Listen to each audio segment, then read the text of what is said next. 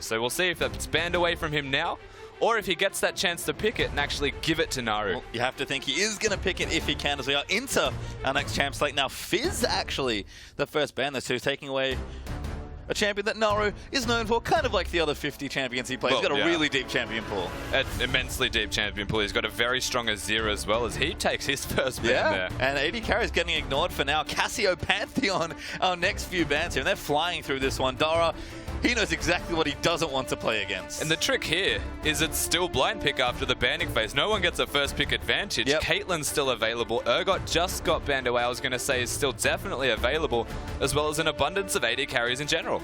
Well, D4ra now slowing down after his lightning fast first 2 bans.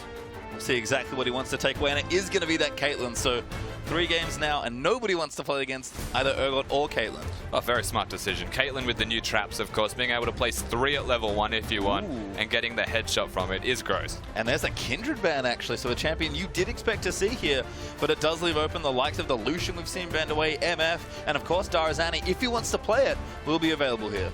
Yeah, these 2 champions, by the way, are going to be ridiculous if they're locked in. And D4ra does lock it in. He's gone for a support champion. It is Karma. If you can define Karma as a support champion, she's about as support as Brand is in that bottom lane, which means they carry their lane for their AD carry and they put them on their shoulders. In a 1 versus 1, Karma, very good, has the option for damage, sustain, or shield. Can do it all, and it comes down to who you're against. So a very adaptive champion as well. So a smart pick here from D4ra. Certainly is, as Naru considering his pick now as well. Hovering that LeBlanc. Only has a few seconds left if he wants to swap things up here. And of course, we'll check in on summoner spells once they do lock them in. But they will see the champions. Naru is going to go for LeBlanc. And there, of course, Exhaust Ignite once again. D4ra, though, right now, does have the flash. Certainly does. That's interesting to see if he wants to actually keep that. He doesn't know he's against the LeBlanc just yet, so might actually want that flash. Could come in very handy for him moving into this one-on-one game. And most interestingly, no cannon. Yeah, no cannon. Yeah. It's open, of course. It's been open every game. It won the last 2. But this is fun. I like it. They're kind of picking their champions for their role. They're technically a support, I'm going to say, with Karma. Although, like you mentioned, a little closer to Brand than Sejana. And then, of course, LeBlanc for Naru. Just a classic mid lane pick. Yeah, and of course, Naru, as we mentioned, having that exhaust. We said how good flash could be for D4ra.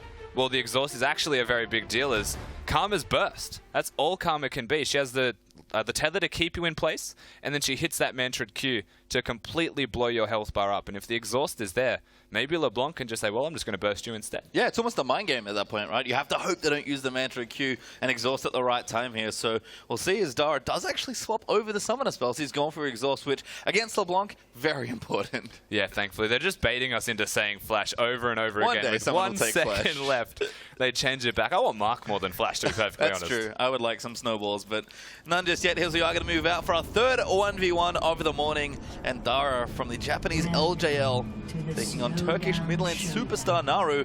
Summoner spells have remained the same, but these are 2 very different champions once again. I've got it, pastry time. What? Mark Garen. If he ever gets on you, Garen is gross. So if you get Mark, you hit the snowball, it's over. That sounds like all of my nightmares. There are even brushes in this map as well, just to make it worse. As we do see yellow trinkets again. D4ra, though, staying very far away from the brush. Maybe didn't get there early enough. Naru, plenty of vision with that early yellow trinket down. Yeah, if you ever question what you're going to buy in this map, you lose bush control, because by default, as you can see, Naru has the ward trinket, places it in that bush. In saying that, the advantage will be in D4ra's hand for bush control when his ward is placed down, as Naru's is going to end very soon. Saw the vision toggle there, actually. D4ra doing a nice job of skirting around that radius as well. But he's going to keep that trinket a little later, as we are going to see the first few waves go down. And like you've seen, level 2 is so important. Naru going straight in at level 1, though. Yeah, a bit of aggression. He is an AP LeBlanc after all, and starting with that W. Difficult for a Karma to hit the Q if you go immediately back and you've got a minion wave to block it to begin with. So actually a very smart decision from Naru to level that one up first, on the assumption that, as per expected, D4ra will go for Q first. Ooh, nice little Q, but he's going to dodge it out. Might give him a bit more control over the wave, though. Level 2s are very close, and Naru moving in forward. He wants it, he's got the distortion, and it's just a good amount of poke. And the perfect dodge one more time. The second the W, the distortion connects, you go back, you run away. Karma has to react and make a guess immediately, and if it doesn't go the way she wants, it misses. Nice juke there from Naru, as D4ra does have that shield, puts it up there for a bit more trades. As you do see the levels come out, it could be a little bit better for Karma moving towards 6, but Naru is likely going to keep up that aggression. So at level 6 in particular, it definitely does favor Naru by having the Mimic available, whereas level 5 and level 3, I would say favor the Karma indefinitely, because then you've got all 3 spells, and they're going one more time with that poke. Nice shield though from D4ra, actually shakes off a lot of that damage. Have a couple of biscuits left either way as well. D4ra, I believe, maxing that distortion first. He doesn't have the chains just yet, but he's getting that poke down as the relics do spawn. But honestly, 2.5 minutes in, these are very healthy mid laners. Very hard to kill a Karma. Yep. I will say it that way. LeBlanc, more volatile.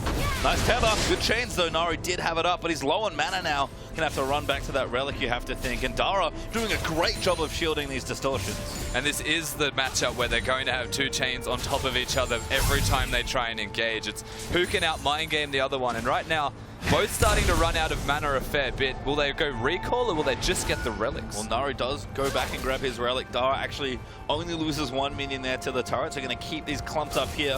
Getting pushed in a bit, but keeping up nicely on CS. Naru only a few ahead. You can see that tower damage, just so hard to last hit under turret. And of course, credit where it's due for D4ra. Wow, he's just getting some health back from the tether. That was cheeky. Very smart there. Clearly knows the limits of Karma here, being a support player.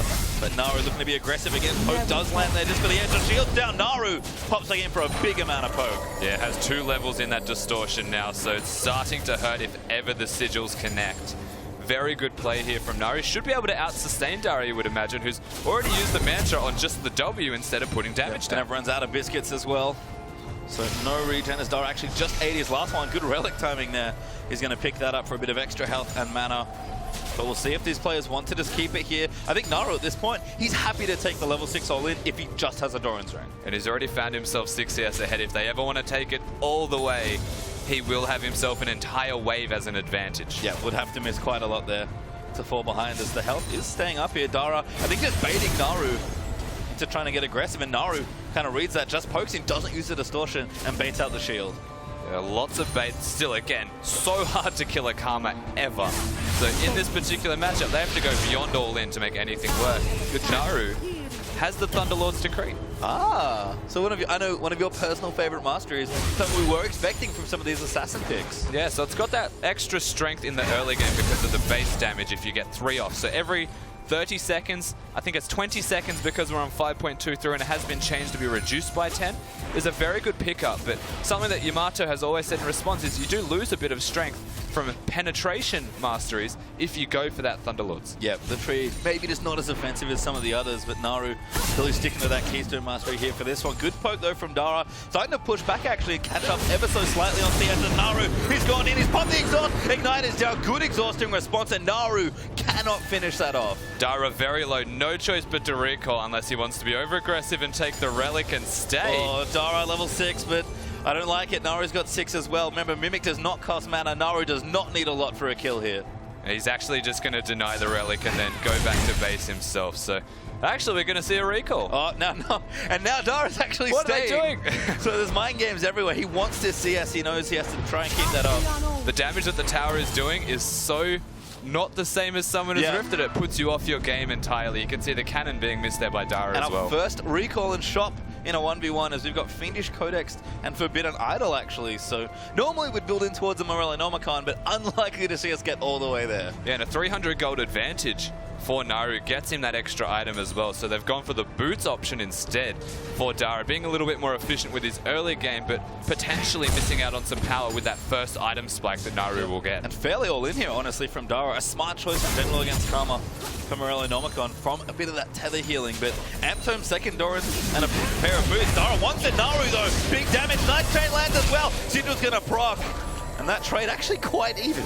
The trade is even and the Ignite is still available for D4ra. So if he can freeze this and put some pressure down onto Naru one more time, there's a chance with the next Mantra power spike that he will get. Oh, Naru, nice play.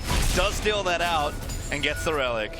Yeah, very cute play from Naru. Would actually be very low on mana if he didn't get that one for himself. So this matchup, the CS lead is actually creeping fairly far ahead for Naru. And now a good shield again with D4ra trying to get aggressive.